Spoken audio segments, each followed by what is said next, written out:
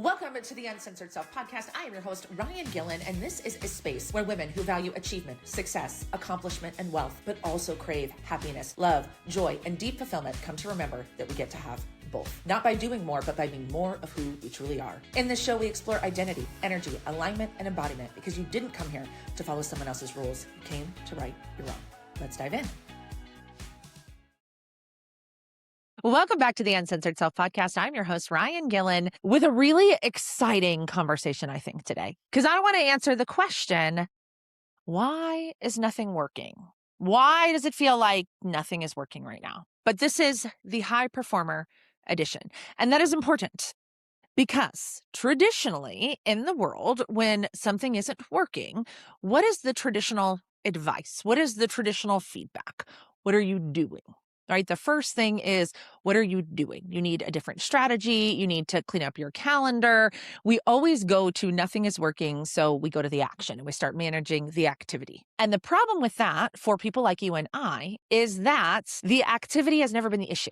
Executing on the plan, making the plan happen every single day is not a problem you and I have. So when a lot of other people say nothing is working and then we find out they're not doing anything, and that's what most personal development is geared towards. It's the exact opposite. I am doing everything. Okay. I'm doing everything, doing all the things I know how to do. I'm doing the things that used to work. I'm doing the things that so-and-so said. I'm doing all the things. Why does it feel like nothing is working right now? Why do I feel stalled? Right. And I have an important message for you about this one. Sometimes nothing is working because you don't actually want what you built. What if what you built is not aligned? Not because you're lazy, right? Not because you're ungrateful, not because you can't handle it, not because of any of those reasons. But because the entire business or career or whatever it is that you have built to date has been built from a place of performance, not a place of desire. Again, this is not a conversation for someone who isn't doing the work, right? This is for the woman who always does the work. And you, my dear, I know you are tired, and not necessarily physically tired, right? Energetically tired. Energetically tired. And the way that this will tend to show up is when you hit goals and they fall flat, or you do something extraordinary and instantly you're on to the next thing, right? This is one of those things where it feels like you think that it's going to be really exciting and amazing once I hit this revenue mark, or once we buy this house, or we do this thing.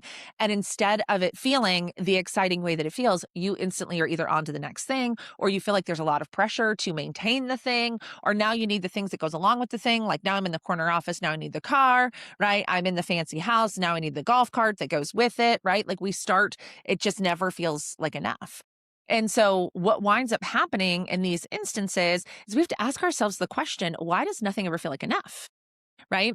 But we were taught, we, women in particular, I think pretty much all people, but very specifically as women, we were rewarded for output. Very early in life, we learned to work hard, be impressive, carry more, win at all cost, and prove your worth. Ask anybody over the age of 35 how they were taught to win at life, how they were taught to be successful, how they were taught to build a life. This is what they will tell you. We learned that you have to work harder, be impressive, right? Make people like you in some capacity, obviously, so they would hire you or whatever it is. You have to carry more than everybody else. You have to be willing to do more than everyone else, obviously. Win at all costs, which means sometimes it's uncomfortable, sometimes it's hard, sometimes you have to step on people's heads to get there, right? And then you have to prove that you're worth it. And the fucked up part of this, my friend, is that it worked. You were able to create a certain amount of results from that place. Look at where you are in your life right now. You've built an incredible business. You've built an incredible life. Like when you just check through the list of things that you have accomplished, you are incredible. But the challenge, the reason why it's not working anymore is because performance is not a sustainable fuel source. Performance isn't a sustainable fuel source. If you are the creator of your reality, which you are, and your energy is what is creating, which it is, performing, proving, winning, doing more than everybody else, saying yes when you want to say no, working harder, doing another rep, right? Being likable, working more, eventually no longer gets the energetic return. You're not getting the dopamine hit from the thing anymore because the thing isn't ever actually what you wanted. And when your identity is tied to that achievement, there is no arrival. There's no place that you are going to get. You then instead just have to hold. You now just have to maintain it. Now I have all this pressure to maintain the optics here, to maintain the fact that I'm happy, maintain the fact that I like it here, to maintain the fact that I just want to crawl under a hole and never do this ever again.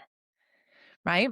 So the question that you should be asking yourself in this situation is, was the goal actually about the goal? Or was it about proving you could hit it? Right? Like the goal that you set for yourself, whether it was a number goal or a job title goal, or even whatever your big thing was that you have achieved, the thing that finally made you realize that, like, okay, something is off here, that you achieved, was that actually the thing that you wanted? Because for me, I learned that it was not. I wanted things because I thought that that's what I was supposed to want. I've shared with you guys before, I never in a million years dreamt of making $1 million in 1 year. I thought it would be pretty fucking incredible if I could, but I never met anybody with millions of dollars, especially one that made $1 million in 1 year. Like that wasn't a thing. And so then all of a sudden, when I'm surrounded by people doing this, I'm in a mastermind with all these people running these multiple 7-figure businesses. I was like, I mean, let's see what happens. Let's just see what happens. Right. And so when I said, just see what happens, I mean, my business exploded in the most incredible ways. And as soon as there was pressure on it, as soon as it was like, oh, we're winning, and now there's people watching, and now there's an expectation, and now I have a lifestyle, and now I have an audience on the internet, and now I have clients that are expecting something from me, it started to feel really heavy. That everybody else got a say in what I did or how I showed up or what content I put out or what topics I coached on, right? Like I felt like it was no longer a creative project and it was work. And not, again, y'all know I'm not afraid of hard work. Work as in, I think there's a big difference between creating something you're really proud of and going to work every day. And when my business has been the most successful, it's when I'm creating something I'm really proud of, when I'm building something I'm really excited about. Right? That's what feels good when I'm just going to work. And so again, going back to, was the goal the goal? Do you want the thing? For me, I learned that yes, I actually do want to run a multi-million-dollar business. But at the time, I thought that the multi-million-dollar business was going to make me feel a certain kind of way. I thought it was going to do something for me. I was finally going to get in the right rooms. I was finally going to be respected. I was finally not going to be from that small town in Kansas, right? And then that didn't happen. That didn't happen. So achievement, it feels powerful in the beginning, but if it's not rooted in like true heart desire, like actually the thing you do every day excites you, it will eventually deplete you. It will eventually drain your life force energy from you. And then all you're doing is efforting. The magic that is you is gone. And so that's why it doesn't matter what you do. If you go back to doing what you were doing before, or if you go learn a new strategy, that you're not going to get the desired results because the energy is depleted, because what you're chasing isn't actually what you want. And I know this to be true because I talk to so many wildly successful women and I ask them, what are you building? Or what do you want? Or what are you working on? They're like, they can't answer the question. And I don't say that to be mean or to be critical or to hurt anybody's feelings, but to show you like this is really, really common.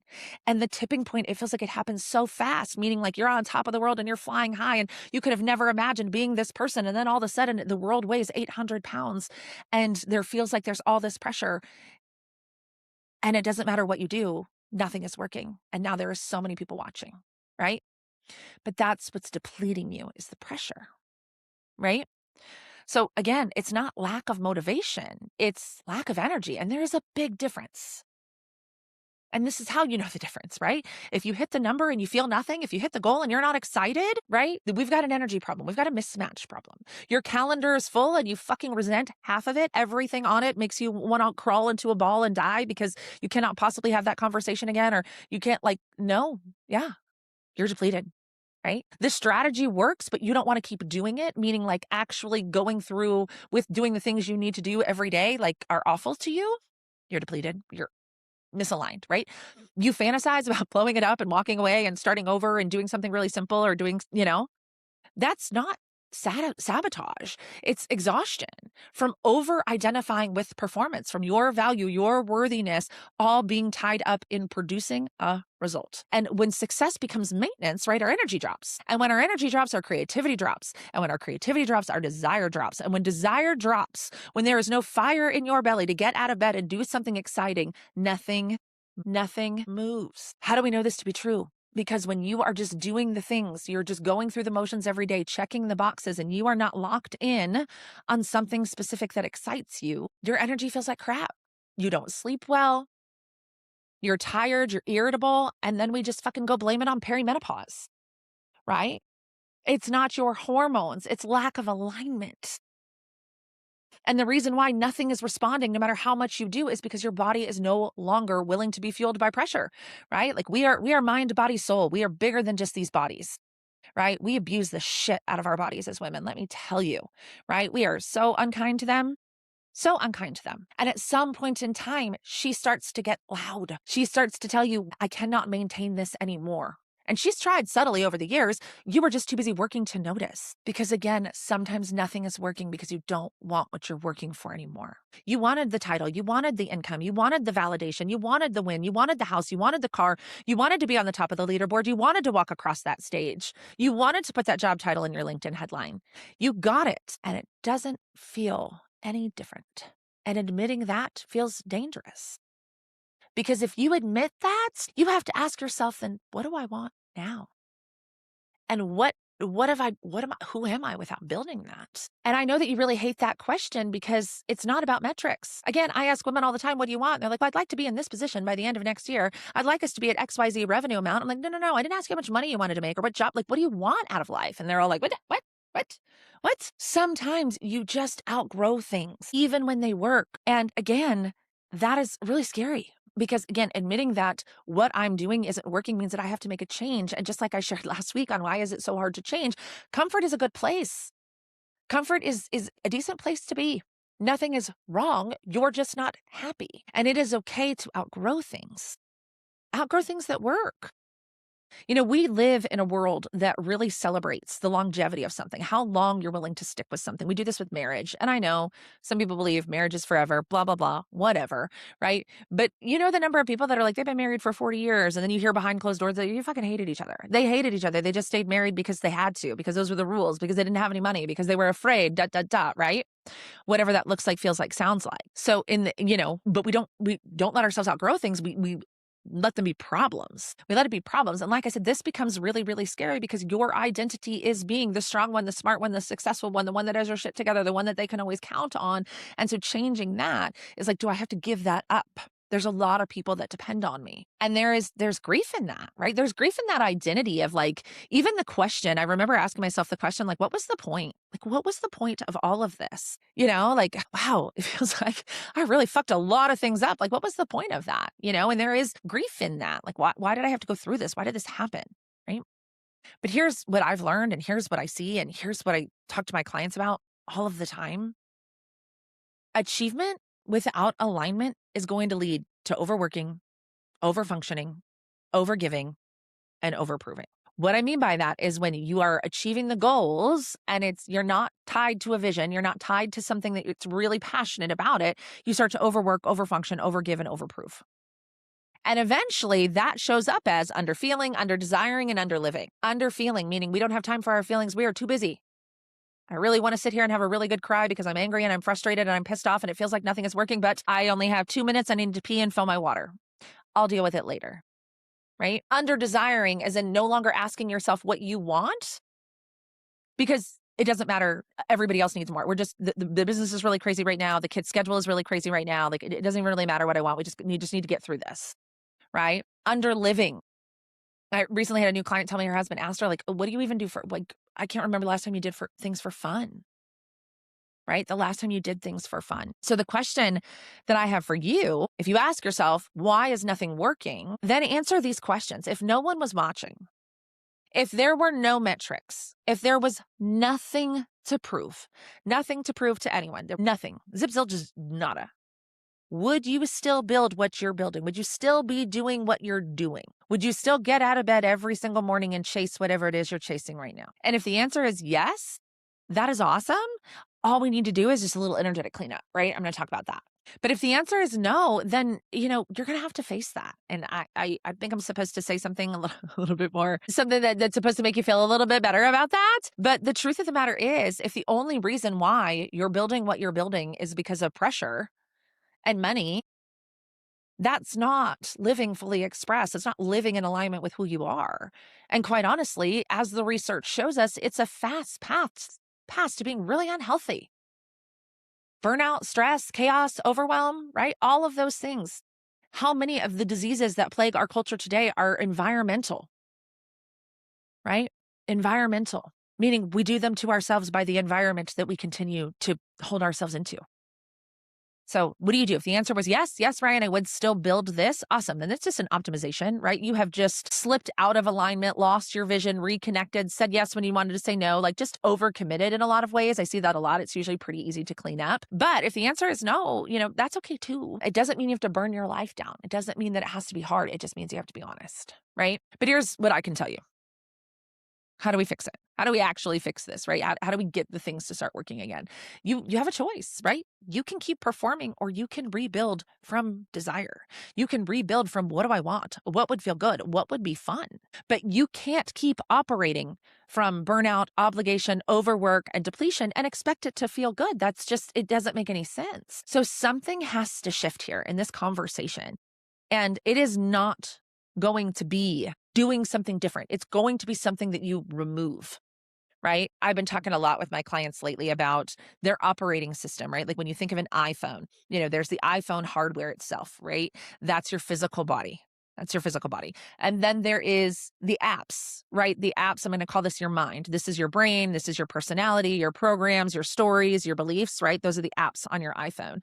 And then you go out to the operating system is your soul, right? Mind, body, soul, mind, body, spirit, right? Like you are a 3-part being.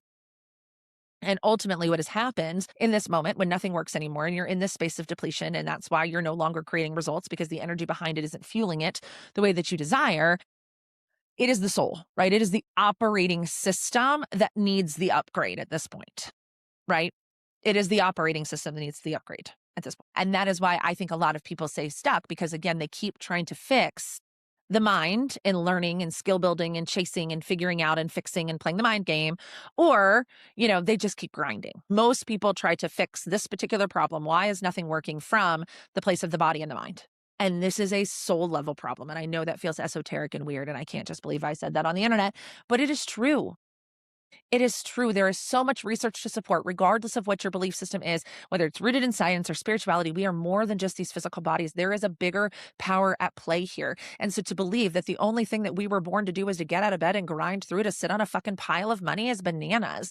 But also, I think there's another way. Like, I'm not saying give up your ambition. I think that's another part of this work that people find really, really scary when I talk about doing what I do and I talk about finding more ease and playing the energy game and letting go of the hard work and the effort and the suffering and the sacrifice is you think that I'm asking you to put down your ambition, that I'm asking you to put down the drive, that I'm asking you to put down that fire in your belly or the thing that, you want to build. And I'm actually looking to ignite it again. Because if you're being really honest, you haven't felt that fire in your belly a long time. This isn't about slowing down. This is about making it feel better, right? And when I say slowing down, that's actually not true. It is absolutely positively about slowing down, but slowing down doesn't mean not getting what you want. It means enjoying the ride. Like, I know that is so cheesy and so cliche, and part of you wants to punch me in the face, but that's the truth of the matter. Enjoy the fucking journey. What is the point of saying that you have the job title or you have the business or you have the clients or you win the awards if you don't have any energy? That is why it's not working anymore. So something has to shift: the way you operate, the way you lead, the way you schedule. Maybe it is the vision itself. Maybe you're on the wrong train, right? But nothing is working because you're no longer available from building for performance. And to me, that's not failure. That's part of the problem is right now you feel like you're failing. Holy fuck. I can't hold this anymore. And it feels like failure. It's not failure. It's not failure. But what's really important here is what's happening is that when you ask yourself the question, why isn't this working? We need to be asking a different question. We need to be asking, am I clear on what I want? Am I clear on what I'm building? Am I aligned with my vision? Am I doing what I enjoy? Am I living my life? Am I prioritizing myself? Because when you start to ask those questions, it's going to be real fucking clear why it isn't working. But then the tougher question past that is, am I willing to admit what I actually want now? Am I willing to admit that I want it to be different? Because I will be honest, it took me a while. The biggest shift I made, we'll end this with a little story time. The biggest shift I made was I thought, and I think I've shared this with you guys before, like I thought I wanted to build an empire. I thought I wanted this giant company, bajillions of dollars, all these employees, licensed content, like this whole entire education company with all these teachers and coaches and all these different things and this like giant organization. And that's what I thought I wanted, honestly. That's what I thought I was building when I was chasing as fast as I possibly could, was this empire. I was going to change the game for women in sales. Like and so like my heart was in it. I did feel very passionate about it. Obviously, I'm still here trying to change the game for women in business. It just needed to look different. But what I realized was I don't actually want that great big giant company. I want a high revenue, but I want a very simple high revenue business. Right? Like that is my desire. I need the type of business that I can run it from anywhere. I need the type of business that's going to allow me to be in charge of my time. So like, I know that to be true. So I'm no longer just building an empire because that's all I'd ever seen. I grew up in corporate America. The only thing I knew what it looked like was a typical hierarchical corporate company, right? You get a CEO and you get a C-suite and you get some middle management, and then you get some workers. Like that's the only picture that I knew. My first business coaching program when I came an entrepreneur, she also came from corporate. That was what she taught. But I remember once being in a consult with somebody, I was telling her our sales coaching program at the time. And she told me, she was like, I really like what you and your business partner are doing. She's like, but this is just all starting to feel so corporate. And that's why I started my own business, because I don't want it to look like corporate. And I was like, and obviously that stuck with me. Did I do anything with it immediately? No. It took me probably about another year after that conversation to realize that what I was building with my partner wasn't aligned. But that's the thing. Like, even when I put that down, I just tried to go out and rebuild it. Now I realize, like, no, what I want is to make a massive impact, to help a fuck ton of people, to do things I really, really enjoy. But I don't want to live on the road. I don't want a giant team of people. I don't desire that right now. Never say never, right? Like, who knows? It's 2026 when I'm recording this. Come back and talk to me in 5 years and maybe we're having a different conversation. But in this season, when I picture what I want, what I need, what I desire, what lights me up, what excites me, it's running a business that looks like this and building in capacity and scale and support in different ways and being okay with that.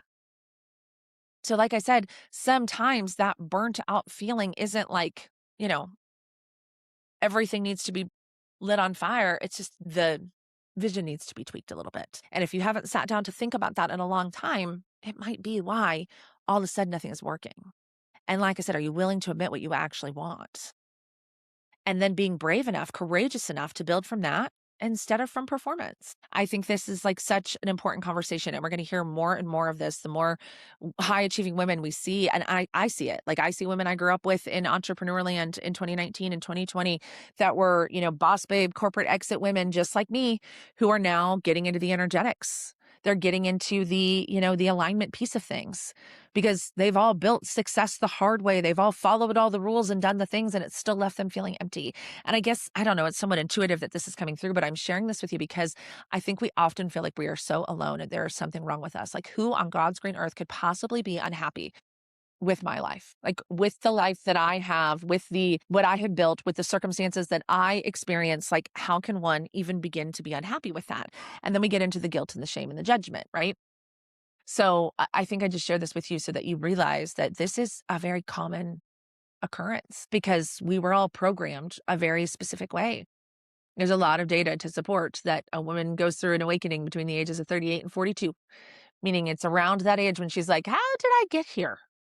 All right. So some of you might be a few years earlier than that. Some of you might be a few years later, but I think this is a very natural progression. I'm glad you're here. I'll see you next week. Thanks so much for tuning in to the Uncensored Self podcast. If this conversation cracked something open for you, trust that that's the work. And share this episode with a woman in your life who's ready to stop performing and start creating. And if you haven't already, hit subscribe, leave a review. It helps this message reach the women who need it most. Remember, you're the creator. The rules are yours. And your uncensored self, she already knows what to do. Keep leading, keep listening, keep becoming.